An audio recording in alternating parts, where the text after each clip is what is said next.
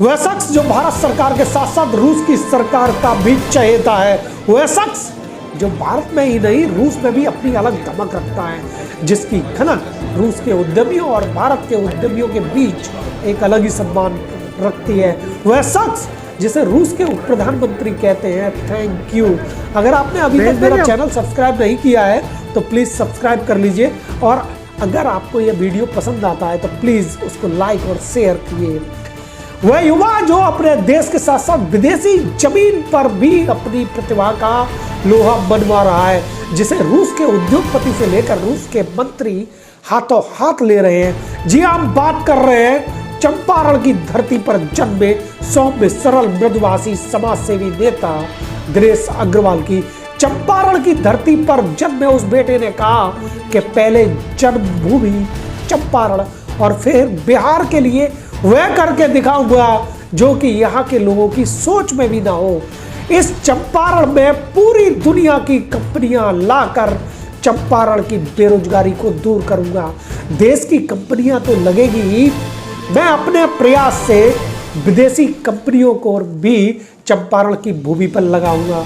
अपनी जन्मभूमि चंपारण का कुछ इस तरीके से मैं कर चुकाना चाहता हूं। चंपारण में शिक्षा, रोजगार, स्वास्थ्य, मूलभूत सुविधाएं जुटानी है।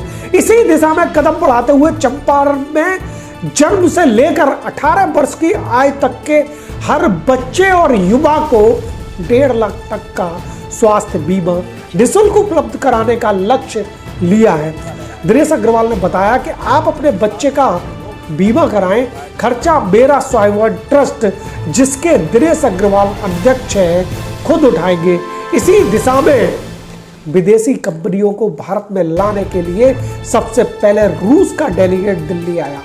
रूस की 40 से अधिक कंपनियां जो एग्रीकल्चर, फार्मर, डिफेंस सेक्टर से जुड़ी हुई थी। कंपनियों के अधिकारी, रूस के उप प्रधानमंत्री और कई कैबिनेट मंत्री भारत पहुंचे और रूस और भारत की कई कंपनियों के बीच में व्यापारिक समझौते हुए। इन सबको एक मंच पर लाने का श्रेय दिनेश अग्रवाल और उनकी टीम को जाता है। दिनेश अग्रवाल से जब बात हुई तो उन्होंने कहा, चंपारण में उद्योग लगाकर अपनी जन्मभूमि का कर्ज उतारने की कोशिश कर रहा हूं। अग्रवाल ने बताया कि उनकी टीम का उद्देश्य भारत को विकसित राष्ट्र बनाना है। दिनेश अग्रवाल ने बताया कि यह तो एक सिर्फ शुरुआत है। रूस से व्यापारिक समझौते हुए हैं। आने वाले कुछ महीनों में चीन, कनाडा, ऑस्ट्रेलिया, यूके, इन सभी देशों के डेलीगेट्स भारत आकर भारत में उद्योगों की स्थापना करेंगे। भारत में उद्योगों की स्थापना के साथ आर्थिक वृद्धि होगी। दिनेश अग्रवाल ने बताया कि सरकार से बात करके उद्योग के लिए चंपारण में ही जमीन उपलब्ध कराने की कोशिश कर रहा हूं कि वहीं से उद्योगों की स्थापना की शुरुआत हो। नमस्कार, मैं प्रवीण यादव और आप देख रहे थे BBC।